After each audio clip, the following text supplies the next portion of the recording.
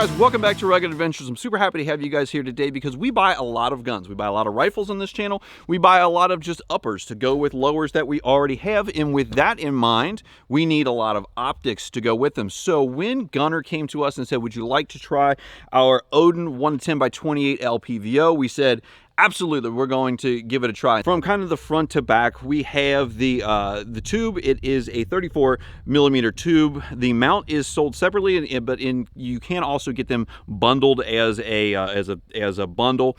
It has 1/4-inch MOA adjustable turrets, and the cool thing about these is that they are not only lockable, but they also have a zero return. So once you get this thing zeroed in, you can mess with this almost as much as you want, and you can bring it right back to where you had it zeroed before. That is the same on both of these. You can adjust them to make sure that your zero stays where it is, while you're also factoring in windage and elevation on different shots that you want to make.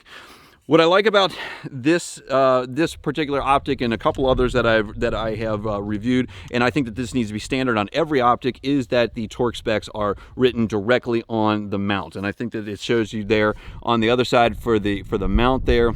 Torque specs are on there. You don't have to go to the manual when you're out in the field. I love that. The only thing that I wish they would have put on here was a level line so that you could easily get this very close, but it really isn't that hard to level a scope by putting, you know, a small level here and then putting a small level here, making sure they're both level, and then your reticle will be level. As we walk back the optic here, you've got your 1-to-10 adjustment. This kind of goes opposite of the way I like things to go. Usually when I like to have one over here and the max over here. It's reverse. It's not that big a deal, personal preference type of thing. And the diopter adjustment, where you can adjust this scope to your particular eye. Now, the biggest thing about any optic is its clarity. It really doesn't matter if you're talking about a red dot with a magnifier, you're talking about a scope or an LPVO. It is the clarity of the optic that really makes or breaks the entire thing. This uses shot ED glass, which essentially means that it has very low disruption of the light that comes through it. And I can say without a doubt that this is one of the clearest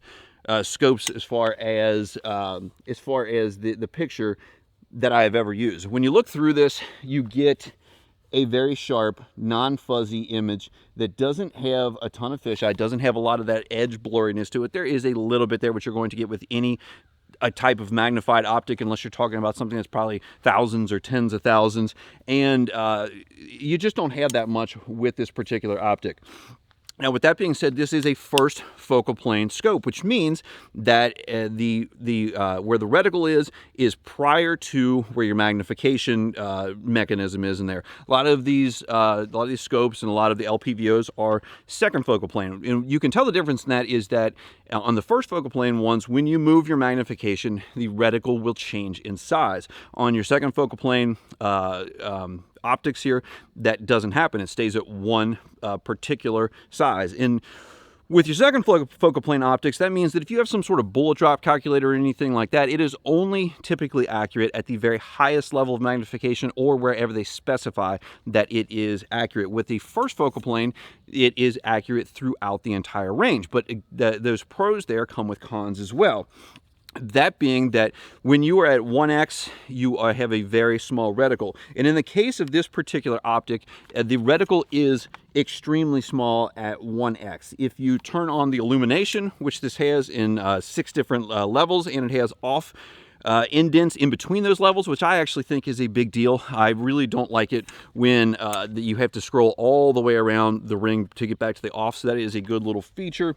It does help with the reticle having that on there, but even with the light at the brightest that it is, and in the dim skies that we have here today in Kentucky, it still is a little hard to pick up that reticle very quickly, like you'd be using this as an LPVO with an AR-15, which is what I think most folks would use it for versus a hunting situation.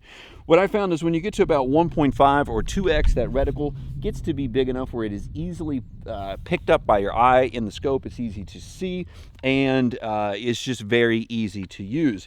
Now, with this particular optic, the eye relief is about 3 3/4 inches, and the eye box, for the most part, is reasonable. Again, unless you start getting up into scopes that are thousands and thousands of dollars, the eye box is going to be, you know, a reasonable amount. When you start getting up into the 7/8 9, 10 range, that eye box starts becoming extremely narrow, and you really have to be directly in line with the scope. That's not necessarily anything that's out of the ordinary, but it is just something to keep in mind when you are doing this. So let's put this thing on paper. I've already got it pretty much zeroed. It was very easy to zero. It seemed to respond correctly to the inputs to the turrets to make the point of impact move. But let's put a couple on a fresh target, and then we will move it left, right, up, and down, see if those points of impacts change as they should, and go from there. Now, we've hung a brand new target down there, and we're going to see how well this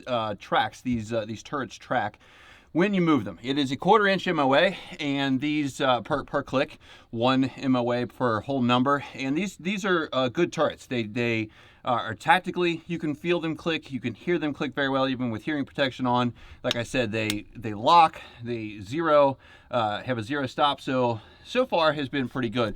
I'm going to put 1 in the center, or 2 in the center as well as I can. Then we'll move to the right, let's say 2 inches or 2 MOA at 100 yards. And then to the left, we'll say 3, and we'll see if this tracks. And we'll take our time. Really nice. This is a 20-inch AR-15. If I haven't told you guys that yet, we're shooting 55 grain ball ammo, and we have a Geisley SSAE trigger here to kind of help us get our rounds exactly where we want them to be. So 2 in the middle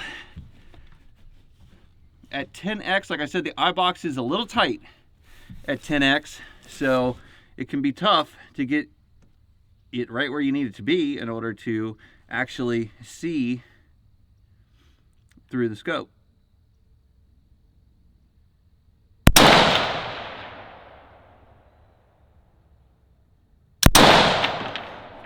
So there's 2 in the center. We'll go right, 2 MOA. If I remember to unlock it.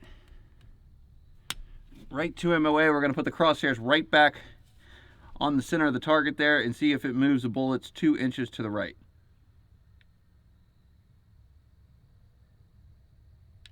If I take the safety off.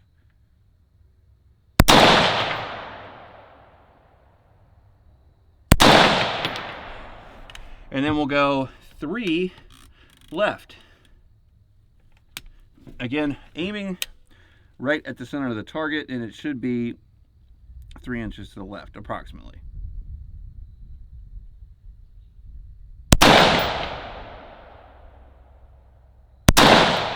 We'll go down range and see how that did. I'm gonna have to go back to the footage here to see if which ones of these actually hit in what order. I'm guessing that these 2 were first. That's going to be my guess.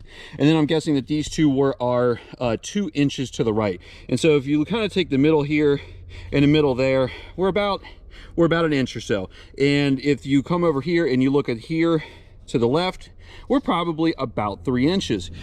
So the takeaway for me for this is that it did move in the way that it was supposed to go. It does look like it came up, but as far as I know, that is in the shooter. But it does look like when you move the turret, slightly to the right, it goes to the right. And when you move it to the left, it goes to the left. And I would venture to say, with this being, within half an inch from middle to middle, that this is probably shooter error on rising up versus an inaccuracy in the turret adjustments. Now, some other things that Gunnr says about the Odin 1-10 is that it is waterproof, dustproof. It's IP67 rated, and that it is pretty much shockproof, so that it can retain its zero with recoil and impacts. They say up to like 2,000 Gs. So if you take this thing and you look at it and you whoops, and you want to pick it up and you, or if we got to get out of here in a real big hurry, if we just simply drop it for fun, will it still hold zero? So other than beating this thing up, we haven't done anything else to it. We're gonna see if we can put a few rounds in the bullseye down there within reason for an average shooter like myself and see how it goes. So let's go back to 10X. We have the illumination as high as it goes. The reticle is still there. Let's see if it hits targets.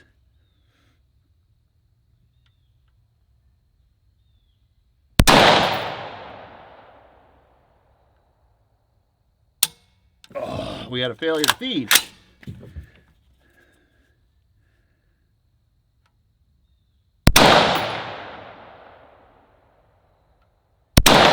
So downrange here, I was aiming for there, and all of our shots ended up and to the right. Let's go back and shoot another grouping and see if it was me or if we actually did knock that reticle out of alignment. Oh, another failure to feed.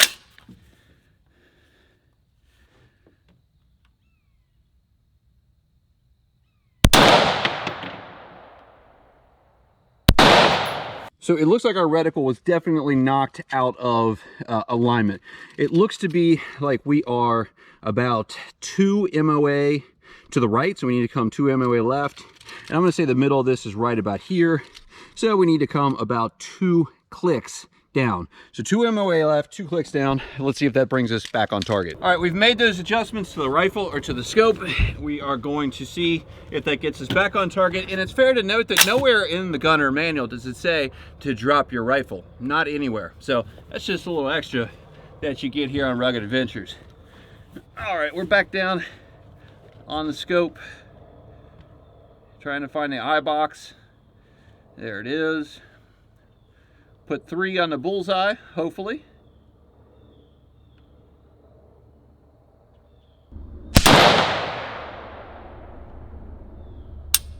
Why is it we keep getting failures to feed on the first one?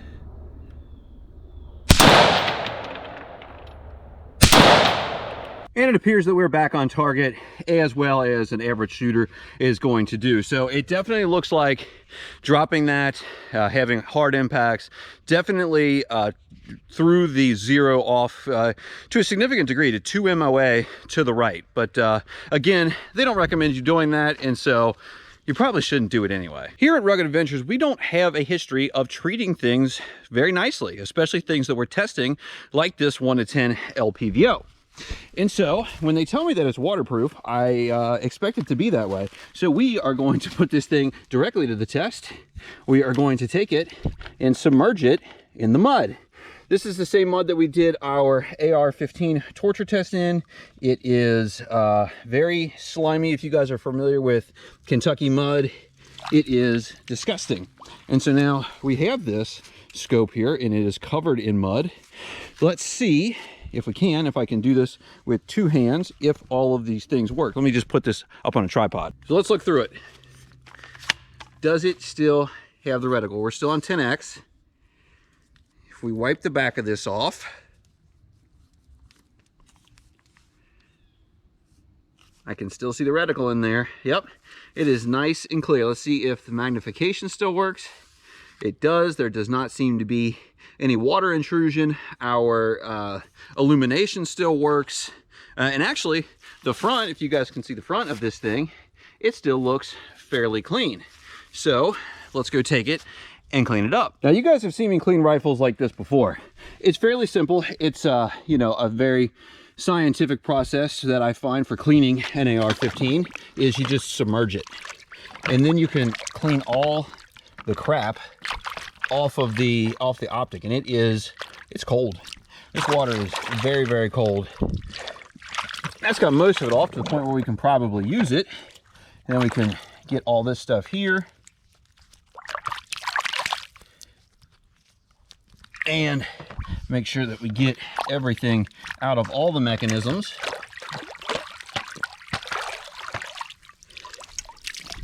And now we'll take it up and use it for what an LPVO is supposed to be used for. We've taken this 1-10 LPVO, we have dropped it, we have put it in the mud, we have zeroed it, we have cleaned it off just by dunking it underwater. Everything seems to be working with it well now. So what I like to do with these LPVOs, more than anything, is run and gun.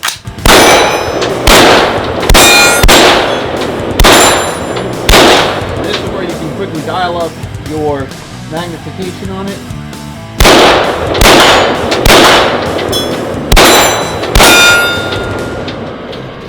Maybe go all the way to 10. Try to take it across the valley.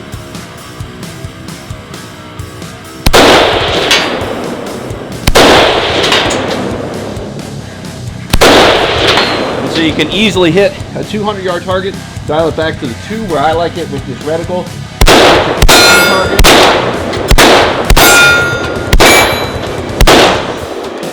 And then go up to the roof.